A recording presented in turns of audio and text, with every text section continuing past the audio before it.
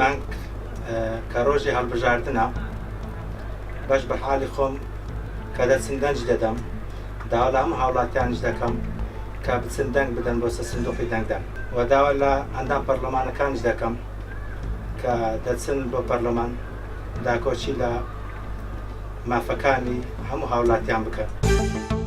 پێویستە هەموو خەڵک بەشداری بکە لەو هەڵبژاردنە ئەو کەسێک کە بەڕێی خۆی کە پێی باشە کە خزمەت دەکە یان خزمەتی کردیان هەڵبژێریتە پێویست ناکە لە پاشەنگرەی بکەی وا یان چکە هەڵبژاردن باشترین وەسیلەیە باشترین ڕێگایە دەبۆ گۆڕینی ئەو دەسەڵاتەی یان باشترکردنی ئەو دەسەڵاتەی کە هەیە و ئەو کاندیدەی دەنجی پێدەی باشتر وایە بیناسی کە بزانیت زۆرە کەسانێک وە ئایا خزمەتی کردیان نەیکردیە.